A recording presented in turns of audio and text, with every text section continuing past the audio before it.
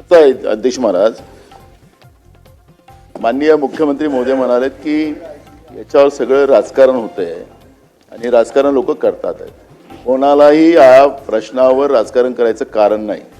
अध्यक्ष महाराज, या प्रकरणामध्ये या मुलीच्या आईवडिलांनी रिपोर्ट टाकलेली होती आणि तिचं डायरेक्ट एलिगेशन जे संबंधित जे राजकीय लोक होते त्यांच्याबद्दलचं होतं आणि मग तो मुद्दा हा सार्वजनिक झाला आणि त्यावेळेस प्रतिक्रिया सगळ्यांनी दिल्यात.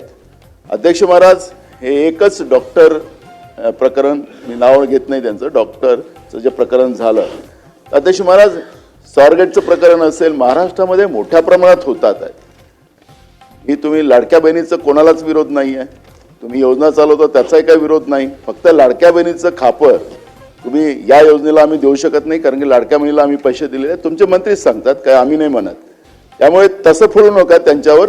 काही सगळ्या योजना, निराधारचे पैसे सुद्धा तुम्ही देत नाही आणि सांगतात की लाडक्या बहिणीमुळे देत नाही. त्यामुळे तसं खापर फोडू नका लाडक्या बहिणीवर, हे एवढंच आमचा आक्षेप आहे त्याच्यामध्ये. पण मी आपल्याला या निमित्ताने एवढं सांगतो की ही जी घटना आहे ही सातत्यानं महाराष्ट्रामध्ये या पद्धतीच्या घटना होतात आहेत. हे तुम्हालाही नाकारता येत नाही आणि आम्हालाही नाकारता येणार नाही. या सगळ्या घटनेला ब्रेक लावण्यासाठी मागच्या काळात तुम्ही विरोधी पक्षात होता तर आम्ही सत्तेत होतो, त्यावेळेस आम्ही शक्ती कायदा आणला. माननीय राष्ट्रपती महोदयाकडे तो शक्ती कायदा आम्ही मान्यतेसाठी पाठवला. तुमचं सरकार आलं, त्या शक्ती कायद्याचं काय? या अशा गुन्हेगाराला आळा घालण्यासाठी सरकारची कडक भूमिका काय राहणार आहे? कारण की हे चाललेलं सिरियल आहे, हे थांबेल केव्हा हा प्रश्न आमचा आहे.